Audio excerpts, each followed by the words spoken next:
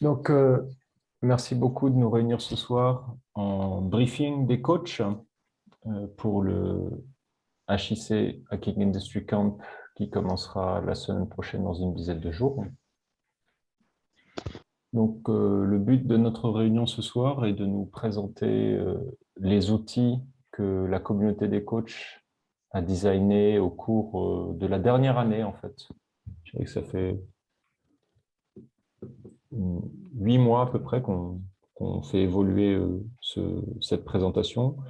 L'idée, c'est d'avoir une méthodologie qui permette, sur différents événements d'Alsace Digital, d'accompagner des équipes dans un processus d'innovation entrepreneuriale. Euh, le but étant d'apporter des outils assez classiques euh, qui puissent être assez facilement utilisés à dans deux objectifs. Premier objectif, c'est que les coachs des hackathons d'Alsace Digital puissent avoir une culture commune des outils employés. Vous allez voir que la plupart d'entre nous, nous connaissons ces outils et que si un outil est une découverte, bah, c'est une occasion pour l'approfondir hackathon par hackathon ou de prendre le temps lors d'un hackathon pour en discuter avec un autre coach. Le but de la communauté des coachs d'Alsace Digital est aussi, bien sûr, de nous réunir et d'approfondir ensemble, en partage entre pairs, l'usage, les expériences terrain de ces différents outils.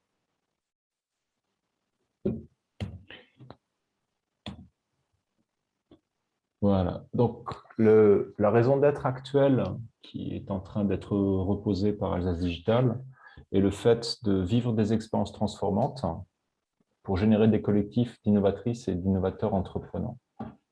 Donc, on retrouve ici le principe même fondamental des hackathons, qui est de vivre l'action entrepreneuriale, de vivre l'action d'innovation. Et souvent, les personnes viennent dans les hackathons par l'envie de tester des idées business, l'envie de participer à un processus d'innovation et se retrouvent en fait à vivre une expérience personnellement transformante et parfois rejoindre un collectif, innover et entreprendre ensemble. J'ai le sentiment, alors ce n'est pas une statistique exacte, nous devrions la faire, j'ai le sentiment qu'à peu près dans chaque hackathon, Startup Weekend, organisé par Alsace Digital, sort une expérience entreprenante qui se professionnalise. Donc, ça nous donne aussi le niveau de l'ambition, qui est que quand on a 150 étudiants, entrepreneurs, ingénieurs, innovateurs qui se réunissent ensemble, eh bien, en fait, il y a une équipe qui arrive à pérenniser son projet de manière professionnelle. Pour tous les autres, c'est une expérience apprenante qui leur permettra en fait de mieux innover, de mieux entreprendre, de mieux travailler en équipe aussi. Donc l'aspect du collectif innovant est un point important de ces expériences apprenantes. Petit récapitulatif du déroulé du hackathon. Donc ouverture des portes vendredi 5 novembre à partir de 4h30, 5h c'est le début de l'accueil. On lance le hackathon à 18h. Donc, le hackathon se trouve à Télécom Physique, à Illkirch, en présentiel. Les portes seront ouvertes de 8h à 23h. Il n'y aura donc pas de présence nocturne sur le site, comme nous avons pu faire dans d'autres hackathons où on pouvait camper sur place ou bosser non-stop. Donc, on commence avec présentation des projets à 18h, après un warm-up de la salle, une phase de vote 19-20 heures et la constitution des équipes qui s'ensuit. Donc, on se rappelle, principe dans un hackathon, on pitch plein de projets et c'est la salle qui vote les projets qui vont être sélectionnés pour participer et ensuite constitution des équipes. Un projet qui n'arrive pas à constituer d'équipe, donc qui n'arrive pas à rallier l'intérêt d'autres personnes, ne peut pas rentrer dans le hackathon. Donc les équipes, bien sûr, doivent être pluridisciplinaires. La pause de repas est indicatif. En fait, on sert le repas de 8h30 à 22h. Donc, on peut avoir des équipes qui, dès leur constitution, décident d'aller manger ou qui se réunissent en salle ou autre. Le coaching d'équipe avec des facilitateurs est proposé à partir de 21h30. C'est un peu pour une question d'organisation. Mais on peut aussi avoir des équipes qui qui vont entrer en relation avec des coachs un peu plus tôt et donc commencer le processus plus tôt. On le sait très bien à Hackathon, on se donne en fait des horaires de démarrage, des horaires de fin, mais ce qui se passe entre ces horaires, bon, ça peut être un peu flou quand on est dans le travail du coaching ou de la facilitation. Donc, une différence entre nous, dans cette réunion, il y a principalement en fait, des coachs techniques ou des coachs business, des coachs experts avec des spécialités. Et le vendredi, en fait, c'est une équipe de facilitateurs, principalement les facilitateurs d'Alsace, qui vont venir faire du coaching d'équipe et du team building. Je vais vous présenter les outils ensuite. Donc, toute la partie en fait, du vendredi soir est principalement réservée à la facilitation de l'équipe et à l'approfondissement du projet. Ensuite, la nuit, on continue le coaching sur Discord. Et le samedi matin, on commence avec tout ce qui est du coaching business et du coaching technique, donc qui commence à 8 heures du matin. Et c'est là vraiment que les invités à cette session vont commencer à contribuer. Donc, venez dès le petit déjeuner, OK, pour 8 heures. Animation matinale pour réveiller tout le monde, consultation des coachs, vous voyez, de 9 heures à midi. Ensuite, il y a des breaks conférences de 11 à 13 qui sont organisées par Télécom Physique. La pause déjeuner, midi 13h30, donc c'est assez restreint. Pareil, rebelote, consultation des coachs l'après-midi. Bien sûr, vous pouvez librement déjeuner à midi, soit entre coachs, soit avec d'autres personnes en mode networking, soit avec des équipes qui vous passionnent ou des membres d'équipes qui vous passionnent. Se rappeler que le hackathon, c'est aussi un très bel événement pour sociabiliser, se rencontrer, échanger des points de vue, coacher ensemble des équipes. Je vous rappelle que ça peut être sympa quand vous sympathisez avec un coach, d'aller accompagner ensemble en binôme une équipe. C'est toujours un moment très sympathique. OK. Donc, on fait du coaching tout samedi jusqu'à la fermeture des portes 23 heures. Donc, on a une consultation des coachs qui va jusqu'à 23 heures le samedi. Et ensuite, s'il faut, vous pouvez poursuivre sur Discord. Et le dimanche matin, en fait, la consultation des coachs sera principalement de 10 heures à midi. Alors, c'est normal que de 10 heures à midi, la consultation des coachs le dimanche, c'est principalement pour faire du pitch training, c'est pour sauver un projet sur sa proposition de valeur et sur sa présentation avec l'équipe marketing. OK, on terminera donc dimanche avec le pitch devant le jury jusqu'à 18 heures et à 6h30, le week-end est terminé. Des questions à ce stade sur le programme? Non, c'est clair, merci. OK. Donc, consigne d'utilisation du template d'outils pour le coaching suivant. Je propose donc d'utiliser un métro rétro. Donc, derrière chaque lien bleu, en fait, j'ai des liens actifs. Donc là, si je sign in with, je ne sais pas, on va voir si mon sign in with Google fonctionne. On va prendre celui-ci. Bing. Donc, métro rétro, c'est ce qu'on avait utilisé lors des derniers hackathons. Voilà, je vais vous en donner un au pif. Hop, équipe 16, qu'est-ce que ça donne? Loading. Voilà. Donc, en fait, c'est un tableau blanc infini qui permet en fait aux équipes, je vais arrêter de dire en fait parce que j'ai une vidéo dedans où j'arrête pas de répéter ça. Donc, un tableau blanc infini permettant aux équipes de télécharger les images des canevas de travail qu'on voit ensuite ensemble dans la présentation et de pouvoir travailler ensemble online. Donc, le principe, c'est utiliser des canevas sur un tableau blanc en équipe avec des post-it virtuels qui permettent d'accumuler de la connaissance, qui permettent aussi aux coachs de se repérer plus facilement. Ce qu'il faut savoir, c'est que Alsace Digital, nous allons fournir sur le hackathon aussi certains canevas en papier, en format A3 ou A2, selon, euh, pour permettre en fait aux équipes de bosser avec des post-it directement. Là, ensuite, aux équipes de s'organiser, si elles recopient des post-it, si elles font une photo directement et uploadent la photo. Donc, le métro rétro fonctionne en uploadant une photo. Si je reviens sur notre hackathon coach, voilà. Le métro rétro fonctionne en uploadant une photo. Donc, pour ça, j'ai rajouté une plateforme qui permet d'uploader l'image si vous en avez besoin, par exemple.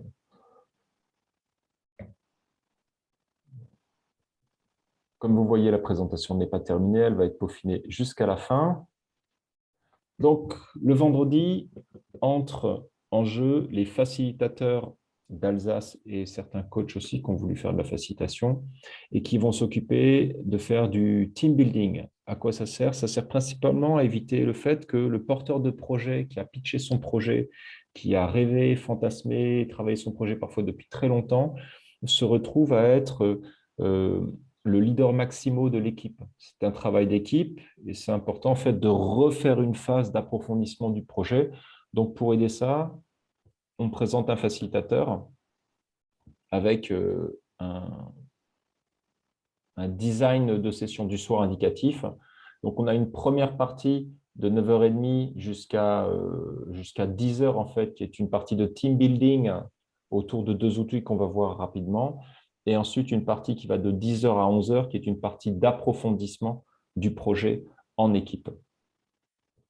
Règle de base qu'on peut rappeler, OK, l'intelligence collective, ça fonctionne avec liberté, écoute, suspension de jugement, discipline, gestion du temps. Pour mieux faire ça, on a différents rôles.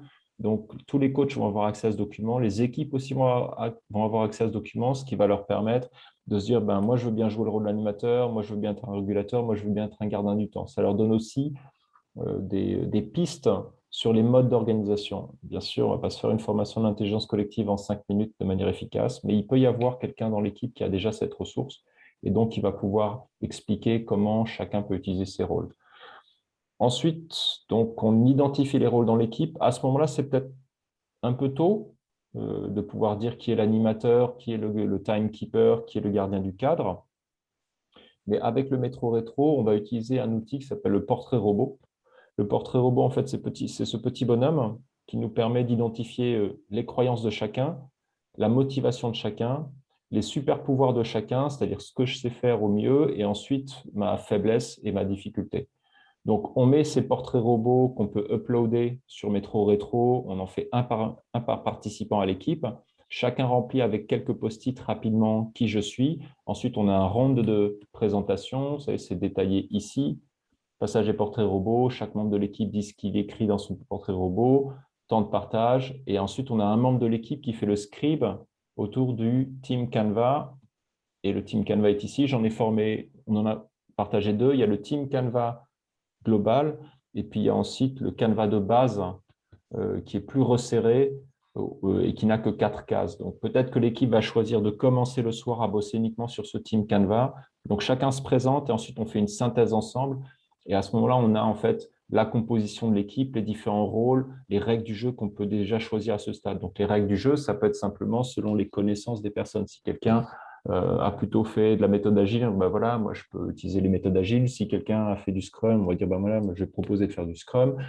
Si quelqu'un connaît des règles d'intelligence collective ou de travail d'équipe, chacun partage les méthodes et ça va avec les compétences des personnes. Donc là, on est dans une phase d'auto-organisation, toujours facilitée par un facilitateur qui va faire circuler la parole. Il est possible que les facilitateurs soient sur plusieurs équipes, puisqu'en fait, on pense qu'on va avoir peut-être 2 à 3 équipes par salle. Donc, c'est possible qu'un facilitateur puisse rappeler la règle du jeu et tourner sur 3 équipes. Okay. Ensuite, donc ça, on s'était dit que ça prenait 1 heure à peu près. Hein. L'idée, c'est quand même d'avancer tambour battant. On peut bien sûr passer une après-midi entière à faire ça, voire une journée entière avec une équipe. Là, l'idée, c'est vraiment de poser des bases et de se synchroniser. Donc, à partir de 22 heures, on fait l'exploration du concept qui peut se faire avec un facilitateur ou qui peut se faire solo. L'équipe peut le faire elle-même. Donc là, c'est une méthode qui me vient de OpenExo sur les sprints d'innovation exponentielle. Donc, on recommence par une relecture du pitch pour remettre le projet au cœur de l'équipe.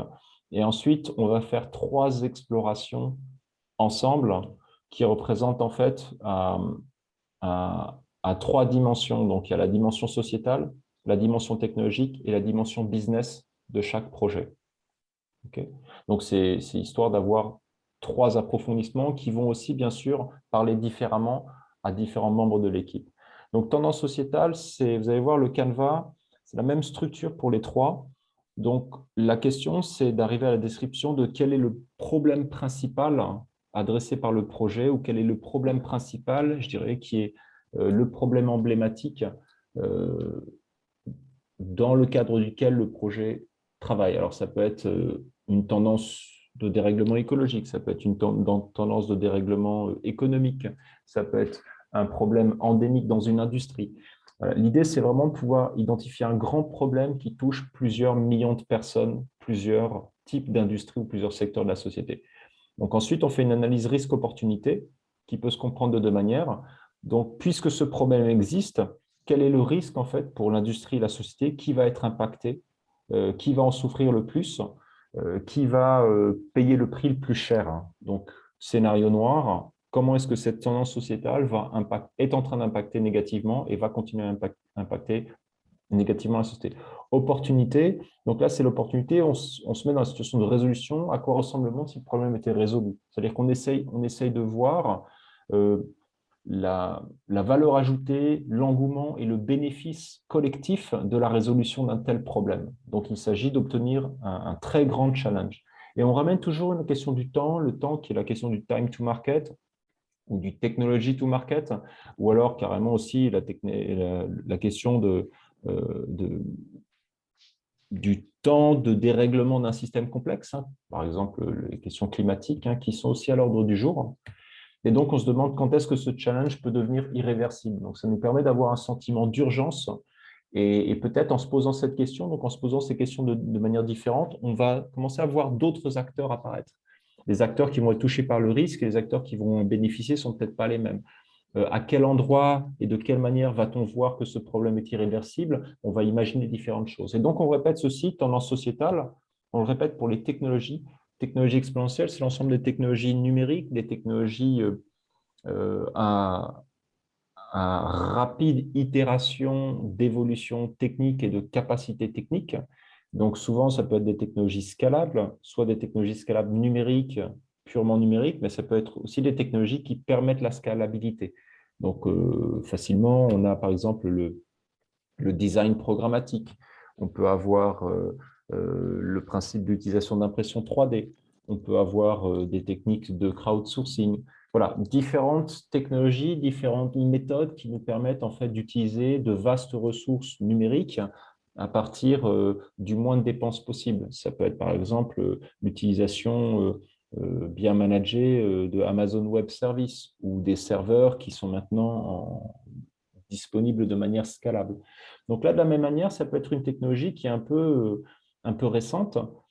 Et donc, on se repose la question du côté de la technologie, en quoi est-ce que cette solution technique peut disrupter une industrie? Quelle industrie, de quelle manière? C'est-à-dire, si on a un projet basé sur une technologie scalable ou une technologie exponentielle qui va continuer à croître tous les 18 mois, qui est en doublement de puissance, par exemple, ou des fois plus rapidement, on peut se poser la question, dans un an, dans 2 ans, dans 3 ans, si je fais un doublement par an, hein, donc dans 3 ans, on est à 2, 4 puissance fois 8, et ensuite fois 16 à la quatrième année.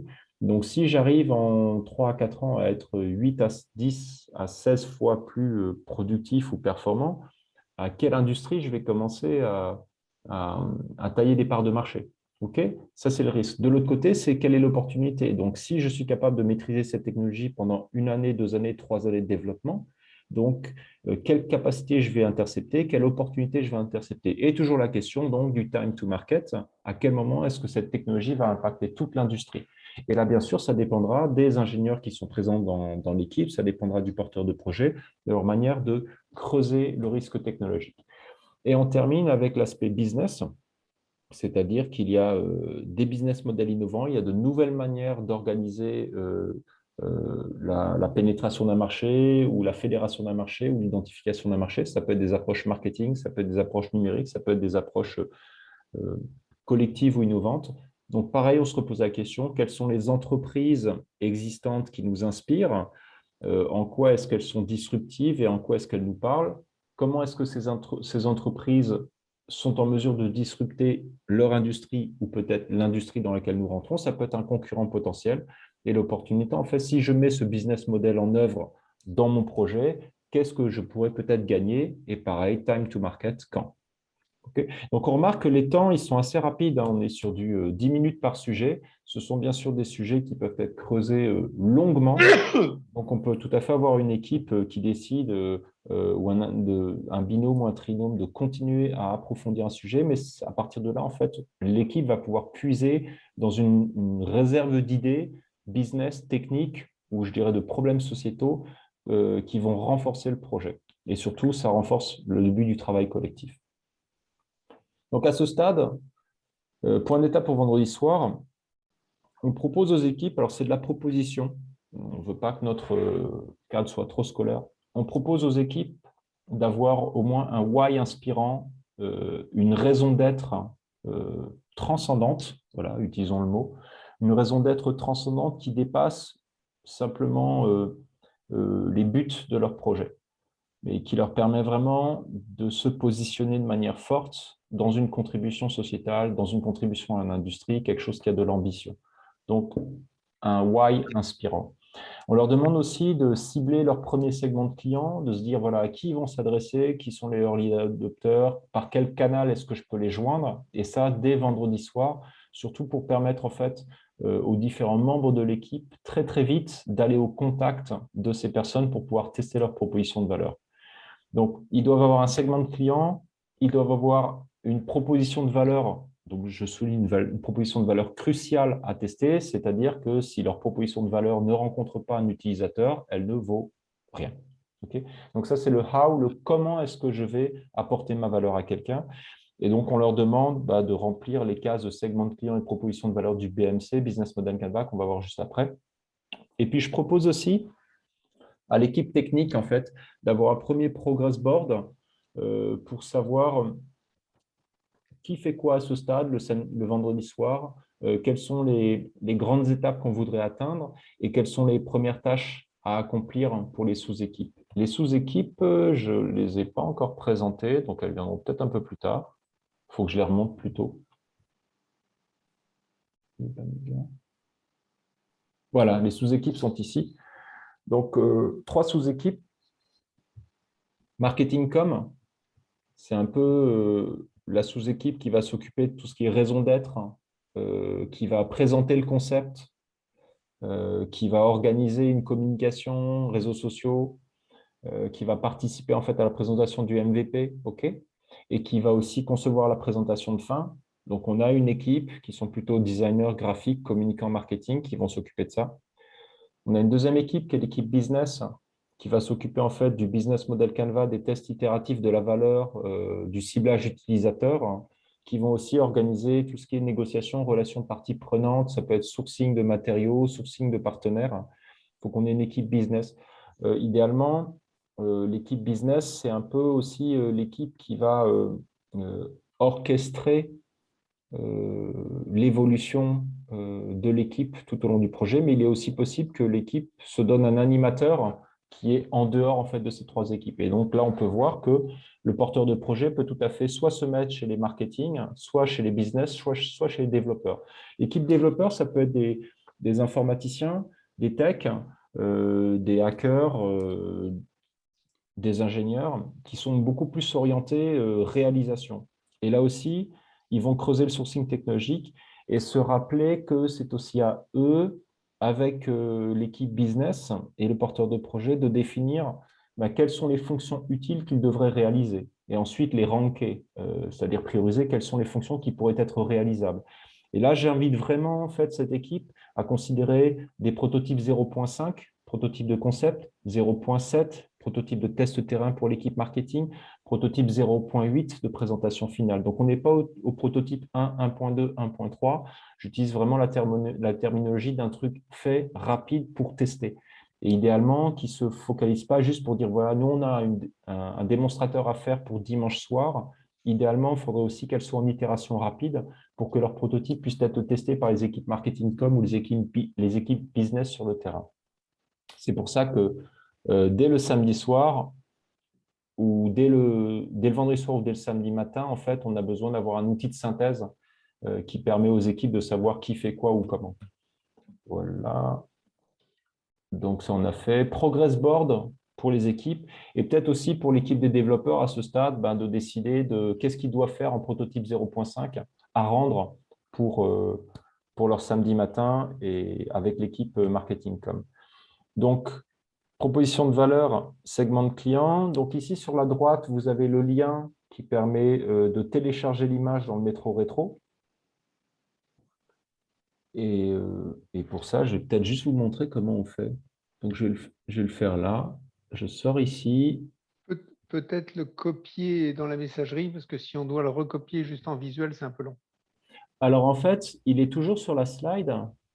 Donc, l'idée, c'est de faire un copier-coller ici, ensuite d'aller sur le métro rétro. Et dans le métro rétro, alors, je vais voir si je m'en souviens bien, build, c'est où les images? Yannick, on peut préparer des métros rétro avec tous les outils, non? Ouais, on peut les préparer, mais Comme en février, on avait fait comme ça. mais je crois que c'est quand même important que les équipes, voilà, donc je passe en build, j'ajoute une image, je mets le lien de l'image, je fais un insert, Ouais. et voilà, et j'ai mon tableau qui apparaît au milieu. OK?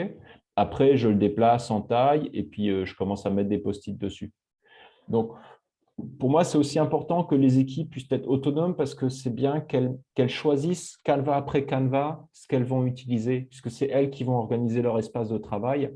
Donc, c'est peut-être sympa qu'on leur fasse des espaces de travail, je dirais, avec le portrait robot et le team Canva, mais entre les deux teams Canva, on ne sait pas lequel elles vont utiliser. Et si on les laisse, en fait, s'approprier leur première image et la télécharger eux-mêmes, ensuite, ils seront plus agiles, en fait, pour le faire.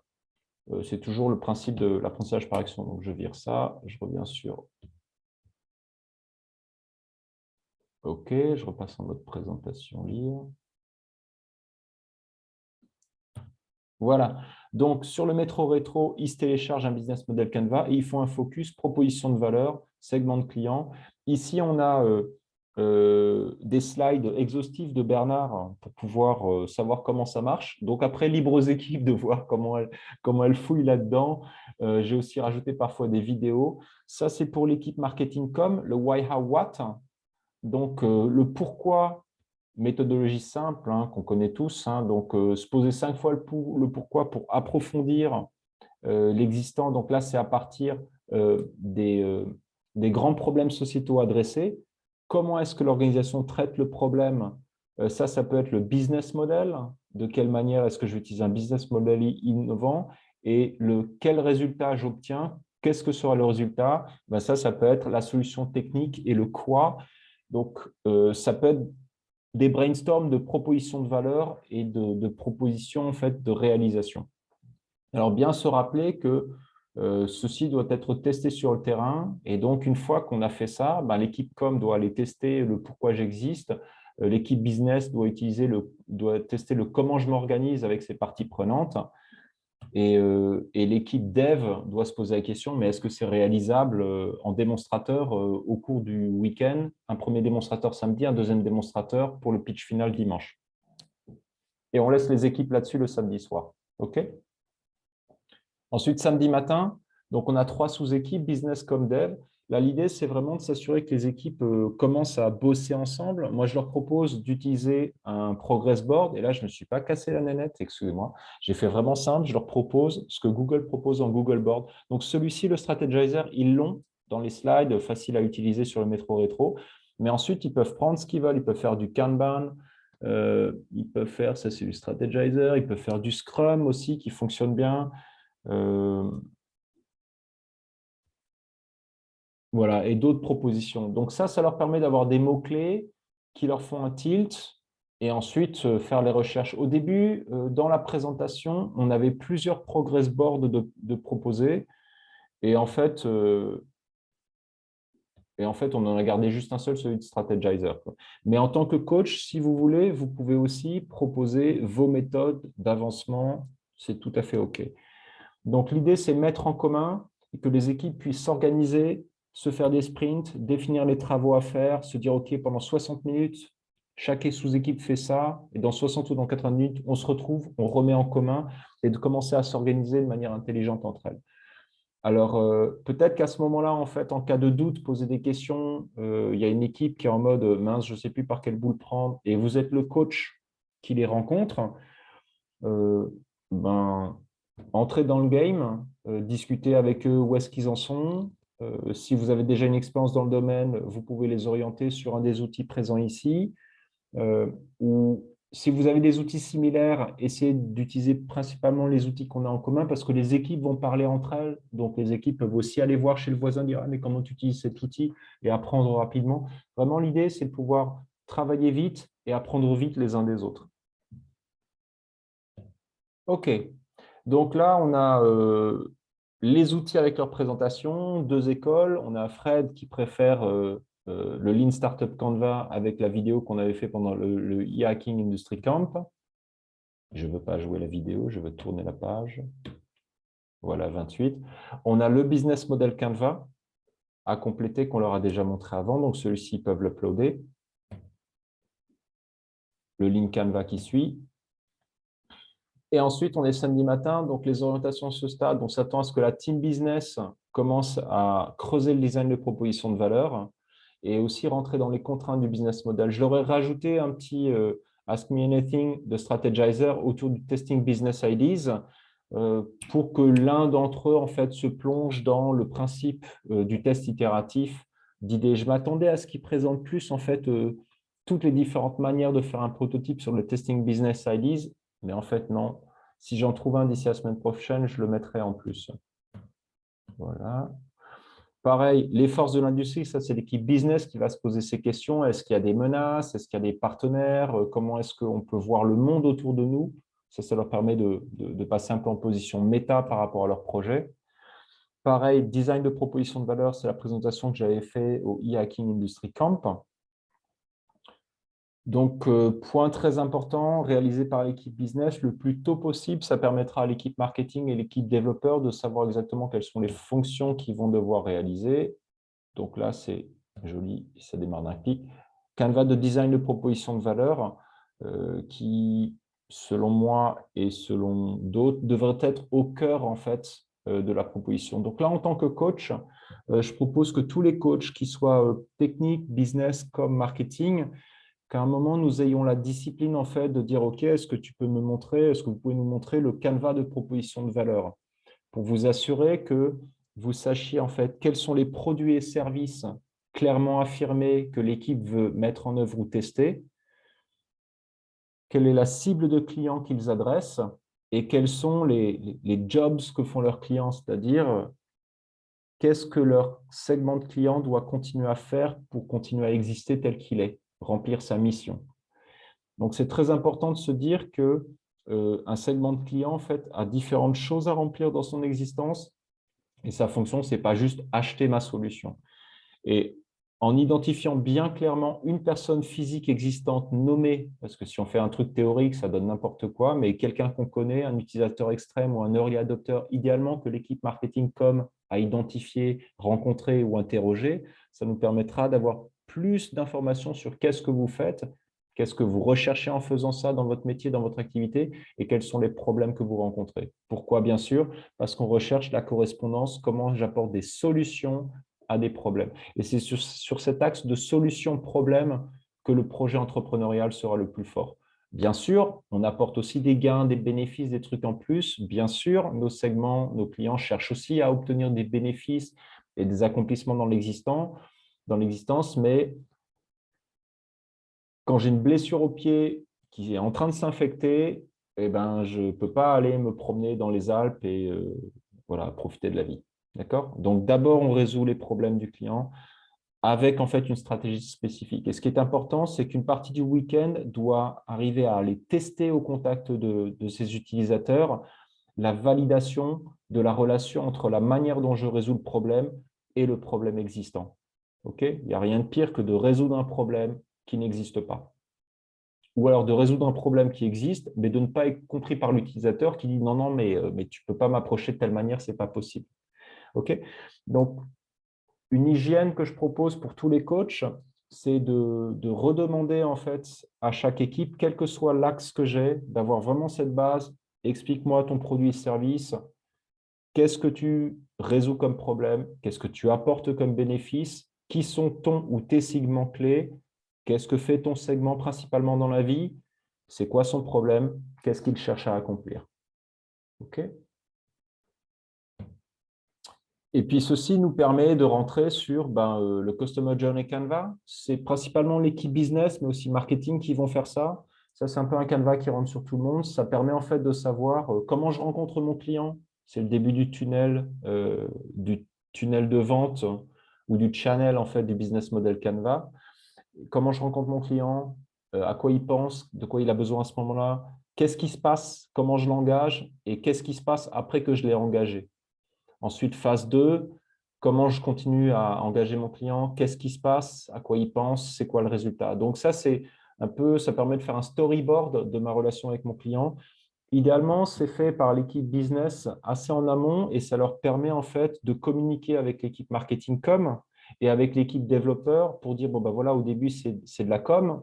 Et puis après, c'est peut-être du développement de solutions cliquables pour pouvoir en fait récolter le début de mon tunnel. Et puis après, c'est un début de proposition expérientielle, quelque chose qui s'expérimente. Et après, on mesure qu'est-ce qui se passe.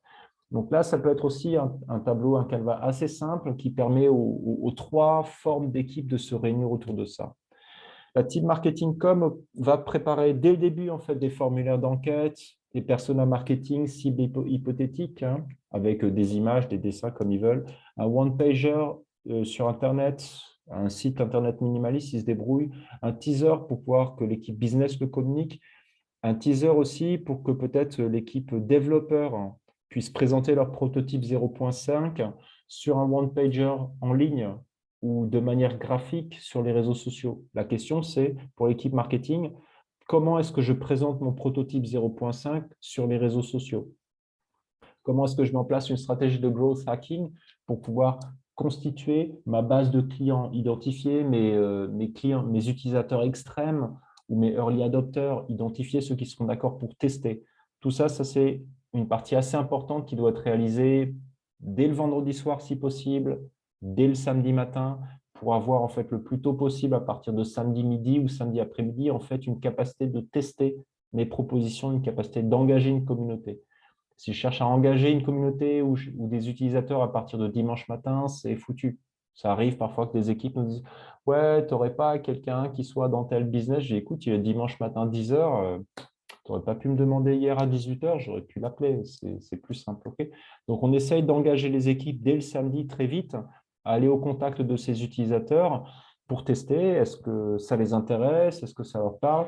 Il y a aussi un truc simple, hein, sur les réseaux sociaux, il faut aussi chauffer les algorithmes. Hein. Si je crée une page Facebook, il faut commencer à engager une population, il faut commencer à être identifié par les réseaux sociaux pour avoir une meilleure pénétration. Mais ça, normalement, on a un responsable comme marketing digital dans l'équipe qui est un pro de ceci et qui saura faire. Okay, carte d'empathie qui est proposée à minima. Le pitch Canva aussi, qui va être un des outils de la team communication. Et ensuite, la team développeur, là, j'ai un peu moins développé à ce stade. On aimerait bien que les développeurs puissent rentrer, bien sûr, dans un processus itératif du prototype, qu'entre vendredi et samedi matin, ils aient déjà fait une première représentation du concept, hein, pas forcément seul, mais avec d'autres, et qu'ensuite, ils bossent sur le prototype 0.5. Donc, j'ai mis le process board, le progress board, en fait, de Strategizer, des hypothèses et de leurs tests du côté des développeurs, parce que c'est là qu'on a la séquence Build, Measure, Learn. Le Build, Measure, Learn est une séquence qui fonctionne aussi pour la proposition de valeur, qui fonctionne aussi pour l'utilisation des fonctions, le choix des fonctions, la priorisation des fonctions. Je pense que c'est à l'équipe développeur d'être en soutien de la team marketing com et d'être en soutien de la team business pour pouvoir tester certaines des fonctions cruciales en communication ou certaines des fonctions cruciales business avant même de se poser la question, est-ce que je suis capable de développer un prototype, un démonstrateur technique? Voilà, il y a plusieurs phases et je pense que ce tableau représente bien un des challenges de la team développeur qui est d'arriver à suivre avec un prototype partageable. Un prototype, c'est quelque chose qui va représenter mon projet. Ça peut être simplement une bande dessinée, ça peut être un one-pager, ça peut être un Google Form avec des questions, ça peut être une interview, mais quelque chose qui représente ma solution et qui va aller la tester jusqu'à rencontrer l'échec, le problème ou faire apparaître un problème que je n'avais pas identifié. Voilà à quoi sert un prototype. Donc là, on a un exemple. Hein, le backlog, c'est quelles sont les fonctions que j'ai envie de réaliser, qu'est-ce que je peux construire, comment je mesure sa réalisation, qu'est-ce que j'apprends et après on recommence. Voilà. Et ensuite, vous voyez, donc on a aussi d'autres parties qui sont à terminer sur s'assurer qu'on ait les fichiers sources pour pouvoir imprimer les A3, que les équipes puissent choisir soit de bosser avec du papier, soit de bosser avec les tableaux blancs numériques. Et ensuite, on doit vraiment, en tant que coach, s'équilibrer entre le fait de proposer des outils, de proposer un séquençage, comme on a vu, le vendredi est vraiment très, très minuté. À partir de samedi matin, en fait, ça s'ouvre.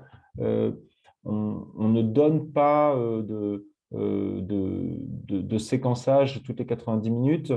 Je pense qu'après quelques discussions, on va essayer d'exiger des points de passage au samedi soir ou au samedi après-midi pour bien préparer en fait le pitch training. Donc, dans la journée de samedi, est-ce qu'on va se donner des objectifs à atteindre pour le samedi midi, samedi après-midi, samedi soir? Ça, je pense, idéalement, il faudrait que le samedi midi, en fin de matinée, on ait déjà pu communiquer, rencontrer les personnes intéressées, interviewer et mesurer une première audience pour que samedi après-midi, en fait, l'équipe business avec l'équipe développeur puisse tester un prototype 0.7 et donc obtenir une adhésion et une preuve d'adhésion. Comme ça, dès qu'on a cette preuve d'adhésion le samedi soir, eh ben, ça nous permet soit de continuer à récolter la preuve d'adhésion le dimanche matin, selon les prototypes, selon les projets, pour ensuite bosser dimanche fin de matinée sur la présentation finale avec des preuves. Voilà, nous avons telle personne qui ont été intéressées, on a pu obtenir ça. OK. Maintenant, je nous propose de passer aux questions. Donc, comme vous voyez, il y en avait d'autres des Canva. Et on a juste voulu faire simple. Voilà, celui-ci aussi, c'est un autre progress board. Là, c'est un Design Thinking Canva. On s'est juste arrêté sur ce progress board, ce qui signifie qu'on peut avoir certaines équipes qui vont venir avec leur propre Canva. Des questions à ce stade? Des remarques, des partages? Coup de cœur, coup de gueule? Non, c'est très bien. C'est bien aussi de s'arrêter sur un ou deux Canva et pas en sortir plein. Parce que ça fait que trois. Ça fait en sorte que les équipes ne se perdent pas non plus. À devoir en remplir plein des différents.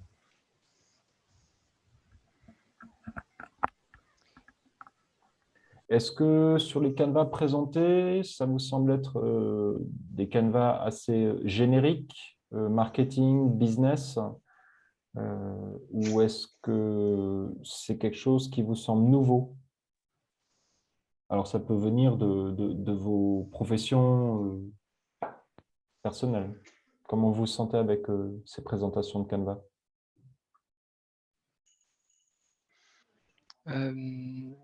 Moi, j'ai une question, Nicolas Couchot. Moi, les canevas, globalement, me semblent pertinents et on retrouve des choses qu'on connaît. Excusez-moi du bruit derrière. Par contre, comment les équipes sont censées se l'approprier? Ils vont tout trouver dans Métro Rétro. On est censé les accompagner dans la prise en main. On présume qu'ils en connaissent déjà une grande partie. Notre rôle est de leur vraiment les aider à prendre en main. Comment on se positionne là-dessus? C'est peut-être plus là la question. Oui. Alors, certaines personnes auront déjà vu les canevas. Certaines personnes les connaîtront. Certaines personnes vont les découvrir pour la première fois. J'ai un souvenir comme ça. Mon premier Startup Weekend, en tant que participant, à un moment, j'ai découvert le business model Canva et je ne connaissais pas. Et donc, j'ai vu ça et je me suis retrouvé avec une ingénieure et on a creusé ensemble le truc. Et voilà, au cours de ce Startup Weekend, je suis tombé amoureux et maintenant, j'utilise ça à fond. Donc, pour pas mal de gens, ça va être complètement nouveau. Bien sûr, dans un business model Canva, il y a plein de concepts qui peuvent être complètement nouveaux pour des personnes. Un team Canva peut être complètement nouveau. Il y a certaines personnes se dire « Waouh, attends, on peut avoir des règles entre nous, on peut avoir une raison d'être, on peut commencer à s'affirmer nos faiblesses et s'affirmer nos forces. » Ça aussi, rien que ça peut être complètement nouveau dans une équipe. On peut avoir des personnes qui n'ont pas du tout l'habitude de partager ça. L'avantage d'un Canva, c'est que la règle du jeu est écrite dessus. Donc, à minima, en fait, on peut juste répondre au titre et en discutant à 2-3 personnes, ça suffit pour que la conversation s'approfondisse. Il y a souvent des questions en gris clair dans les Canvas. Des fois, ça peut lancer la conversation. Des fois, on n'a même pas besoin de ça. Donc, on peut s'attendre à ce que les personnes ne connaissent pas les canevas et on peut s'attendre à ce qu'il y ait une ou deux personnes qui connaissent certains canevas. Donc, à ce moment-là, en fait, en tant que coach, soit on connaît le canevas, on maîtrise et donc on peut proposer d'initier une partie de l'équipe au canevas pour le creuser avec, soit on ne maîtrise pas soi-même le canevas et on reste en posture de coach en posant des questions cruciales, en posant des questions critiques, en posant des questions je dirais en position méta, en essayant de voir quand les personnes nous décrivent sur un canevas les différents aspects. Bon, là, on est sur l'équipe, ça devrait être passé le vendredi, mais quand ils reviennent sur, en fait, voilà, les tendances sociétales cruciales qu'on a identifiées, qui sont quand même endémiques et qui vont toucher des centaines de millions de personnes dans les années qui viennent, c'est ça. Il y a un risque colossal pour la société et nous, on a envie d'adresser cette partie du risque. Là, on est dans la culture générale, risque-opportunité, on est sur un SWOT simple, avec une question du temps. Et les autres matrices, comme le business model Canva, celles-ci, elles sont un peu plus complexes, mais on peut par exemple se retrouver avec une équipe, influencée par Fred, qui prendra le lean Canva. Et puis nous, on se dira, bah mince, moi je préférais l'autre. Bon, bah ok, on va bosser avec ça. Et donc là, on va se poser les questions très légèrement différemment. Voilà, ça peut arriver. C'est un très chouette exercice aussi. C'est une discussion, une blague entre Fred et moi. Moi, je préfère le business model Canva. Fred préfère le lean Canva au début sur des projets. Et quand on en a parlé, je dis, bah oui, tu as raison. Et en même temps, après avoir testé les deux, j'ai plus l'habitude de fonctionner sur un business model Canva avec une value proposition, un design de proposition de valeur. Mais ça, c'est vraiment des questions de saveur. Donc, des fois, l'équipe fait un choix parce qu'elle dit « ouais, je connais » et des fois, l'équipe fait un choix au hasard. Est-ce que ça va comme réponse? Donc, on n'est pas censé faire le prof. On est juste censé rester en position de coach. Et alors, j'ai mis des liens pour s'amuser à… Ça, c'est des vidéos de 15 minutes. Voilà, j'ai proposé une vidéo qui fait 50 minutes. S'il y a un membre de l'équipe qui a envie de se la scanner rapidement pour aller chercher des éléments cruciaux, elle est très intéressante, le Testing Business Ideas. J'aurais préféré trouver en fait les pages, mais je vais peut-être les uploader en fait au moins tous les titres des différentes méthodologies de test. Il y aura ça pour la prochaine fois. Voilà, je crois que je les ai ici. Hop, je ne fais pas de doxing de clients, s'il vous plaît. Voilà, c'est ces deux propositions. Celles-ci, je vais peut-être les réintégrer à ce stade.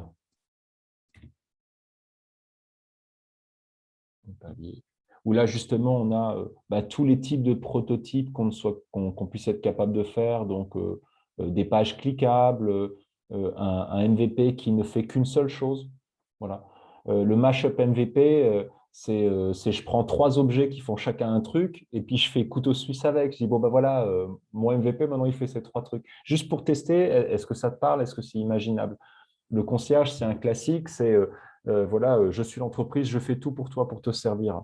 Mais ça permet d'avoir une interaction géniale avec le client.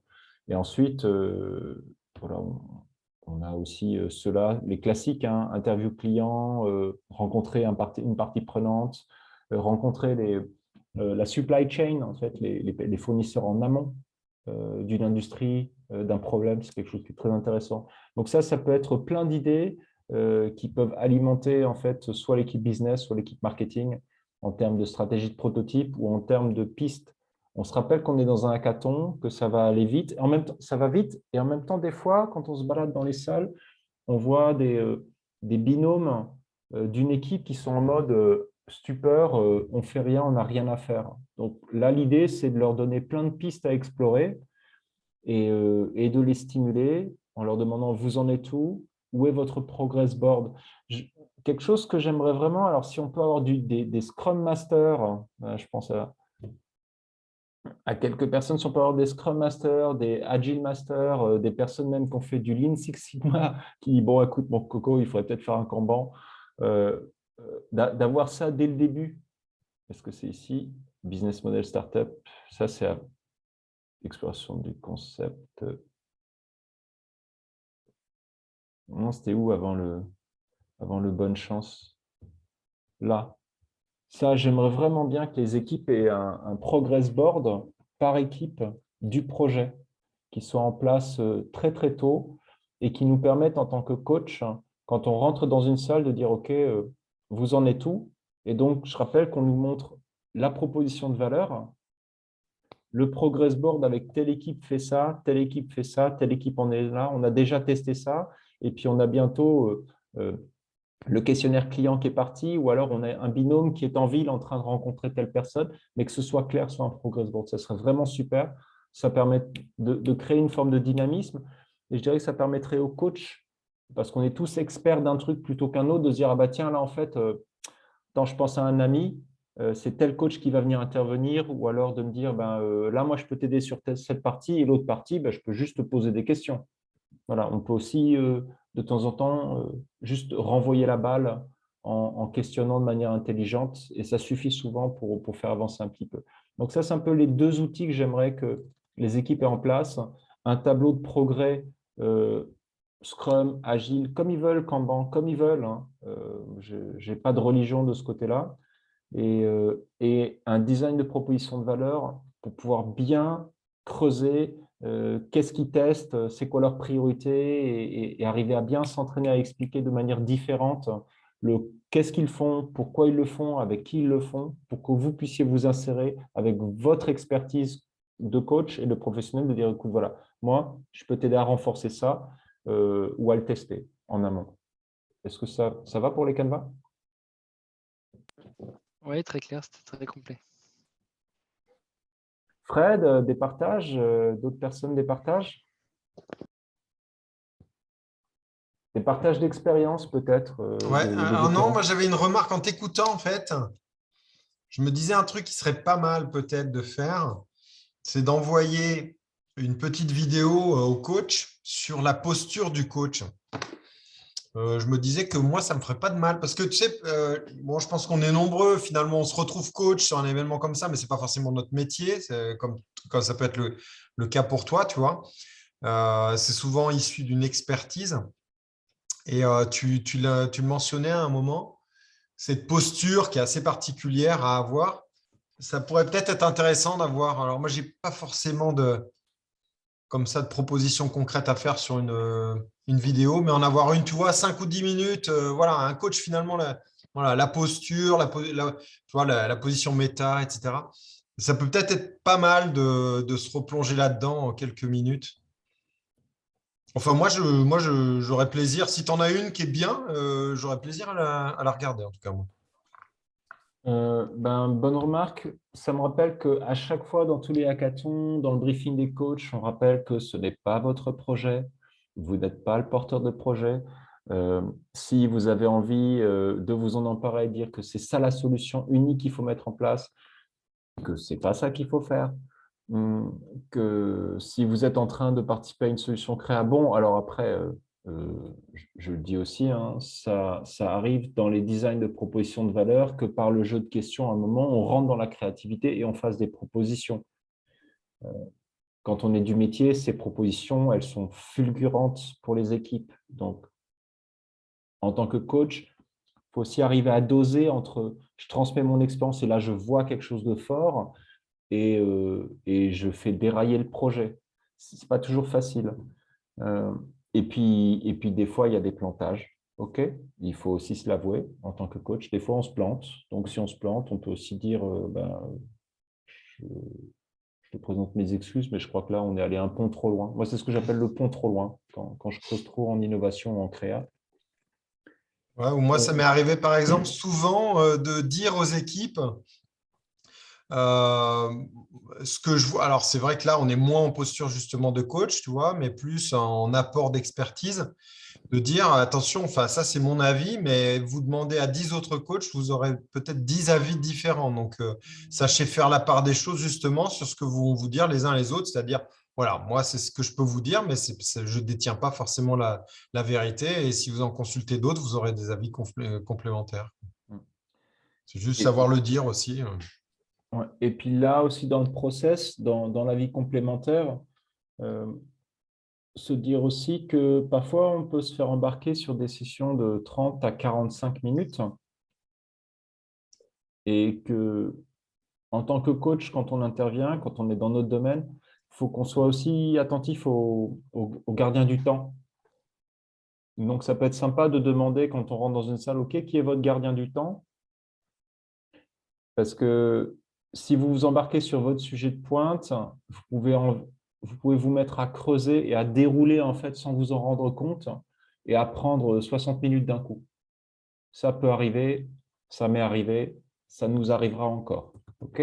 Alors, des fois, l'équipe, elle fait « Waouh, génial, super, merci, c'est ce dont on avait besoin. » OK, ça arrive aussi comme ça, et alors c'est bien, mais rappelez-vous, voilà, faut pas qu'on dépasse 60 minutes, même si, même s'il y a 78 heures, OK, quoi, ou 58, combien?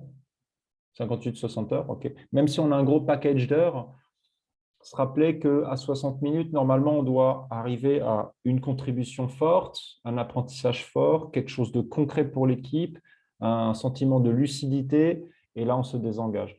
Donc, il vaut peut-être mieux parfois faire des contributions de 30 belles minutes et de se dire que si l'équipe est contente et relance la balle et que c'est l'équipe qui tire, alors de rentrer dans une contribution de 60 minutes. Chacun dose comme il veut, comme il peut. OK? Se rappeler aussi que l'idée, c'est que l'équipe fasse 3 sous-groupes et qu'on puisse bosser juste avec un binôme peut-être à un moment. Il faut qu'on soit aussi attentif.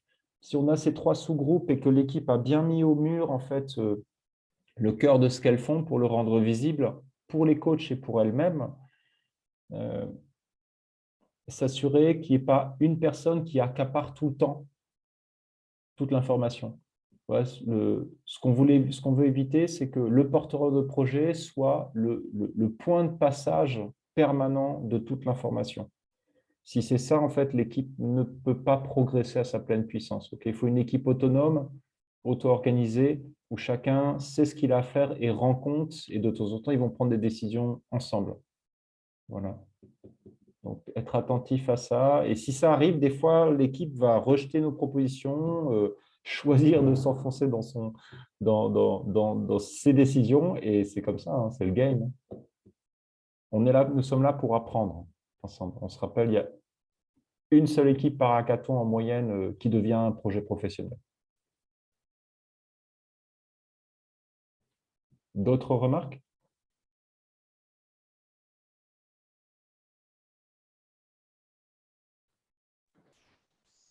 Tu as encore quelque chose à suivre après ou on va dire qu'on en est aux questions? Ah là, non, la présentation est terminée. Il y aura quelques... Moi, Ouais. désolé, j'en ai un paquet. Vas-y. Premièrement, tu parles de projets scalables. C'est une condition ou ce serait mieux, mais il peut y avoir des projets qui soient innovants sans être scalables? Alors, il peut y avoir des projets qui soient innovants sans être scalables. La scalabilité n'est pas une condition obligatoire des projets. Des présentations. Deuxième point, je pense que, c'est plus pour avoir une confirmation, on parle beaucoup de clients, de revenus, etc. On n'exclut pas des projets qui seraient sociétaux sans but lucratif. Tout à fait, oui. Un business model peut être un business model sans but lucratif, mais il faut quand même prouver qu'on soit capable de le financer. Intéressés qui vont vouloir le faire, qui vont contribuer, qu'il y aura des gens qui vont le faire. On est d'accord? Oui, oui. Donc, tu as répondu à une question. Après, autre question, tu parles Alors, par exemple, Jérôme, tu sais, pour les business models, j'ai des canevas sur les non-profit, j'ai des canevas pour les entreprises contributives. En fait, et on a fait simple, on en a mis 2, ça suffit. Et puis, je dirais que même un canevas pour un business model payant, on arrive à l'utiliser, on le détourne. Tout à fait. Tu parles aussi, pareil, à un moment d'1 million d'utilisateurs, etc. Quid de quelqu'un qui voudrait développer une application super pointue pour un problème spécifique qui est 10 000 Français, mais qui n'ont pas de réponse? Qu'est-ce que ça veut dire qu'ils n'ont pas de réponse? Je te prends un exemple. Quelqu'un a une idée d'appli qui va aider des aveugles. Oui. Je vais parler à 1 million de personnes. Je n'ai pas 1 million d'aveugles. On abandonne ou on fait quand même? Ah non. Parce que moi, personnellement, je pense que c'est souvent dans ces petites niches dont personne ne s'est occupé qu'on arrive à creuser son trou. Oui, le million de personnes, c'est dans le problème sociétal. Donc, par exemple, le problème sociétal, tu peux évaluer le nombre de malvoyants sur Terre. D'accord. Il y a plein d'endroits, plein de pays où les enfants ont des problèmes de pollution qui augmentent les nombres de malvoyants et qui mettent du temps à être… Donc, soit tu as des propositions pour soigner, soit tu as des propositions pour accompagner le handicap. Si je le fais pour des malvoyants français, je peux le faire pour des malvoyants dans tous les idiomes africains, sud-américains, asiatiques. Donc, je peux atteindre peut-être le million de personnes. C'est D'accord. ce que j'entends par le million de personnes. S'il n'y a que 10 personnes qui souffrent de mon problème et que sur ces 10 personnes, il y en a 7 qui ne veulent pas me parler. On va dire, s'il y en a 3, que c'est Bill Gates, Elon Musk, et puis un troisième, pourquoi pas? Mais non, mais on se comprend. On se 10, comprend. c'est peut-être un peu l'opposé. Mais ce que je veux dire par là, c'est qu'il y a des fois je pense que 10 000 personnes, ce n'est pas forcément un truc infaisable. Ah oui, tout à fait. Ça dépend du D'accord. business model. On peut se Ouais. mettre dans une situation de luxe, on peut se mettre dans une situation extrême. C'est tout à fait. Hein. Ouais. Si je n'ai que 1000 clients et que chacun de ces clients a un fort potentiel et a un problème crucial, oui, tout à fait. Il faut prouver que le business model marche. Et dernier point, alors c'est pas jouer sur les mots, pour moi c'est très important. On parle des fois de coach, sous-entendu une personne qui vient donner un coup de main, enfin qui aide, qui peut aider, un grand frère, un tuteur entre guillemets. C'est dans ce sens-là que c'est à prendre ou c'est vraiment coaching? Enfin, je veux dire, pour moi, il y a le coach que je vais emmener plutôt vers la psychologie ou personnel, et puis tu peux avoir la personne qui est un expert différentes personnes qui connaissent un métier et qui vont te faire gagner beaucoup de temps, qui sont des parrains, des tuteurs, je sais pas, des référents. Oui. On est Et- d'accord qu'il y a les deux types de coachs qui vont se côtoyer. Exactement. C'est Ok. pour ça que nous, on utilise le vocabulaire du coach, business coach, qui sont plus des coachs d'équipe, des coachs d'équipe ou des coachs d'innovation. Si je prends mon exemple, en fait, je suis un business coach en termes de design de proposition de valeur. Je suis un coach d'équipe pour des sprints d'innovation. Donc là, je suis plus un coach de sprint d'innovation et pour faire de l'innovation de rupture. Et je suis aussi un coach d'équipe pour pratiquer en fait du dialogue approfondi, de l'intelligence collective, de l'intelligence émotionnelle. On est vraiment sur 3 dynamiques complètement différentes. Ok. Dans une proposition de valeur, je vais plus être en mode coach expert d'une technique, d'une méthode. Et si je passe en casquette d'intelligence collective, ben, je vais plus être en mode facilitateur. Là, c'est plutôt l'équipe de vendredi soir qui va faire ça, tu vois. Et ensuite, on a les experts techniques. Alors, l'intérêt du hackathon, c'est que même en tant qu'expert technique, on est sensible aux méthodes, aux approches de coaching. Donc, c'est aussi une manière d'expérimenter une autre façon d'apporter son expertise. OK ?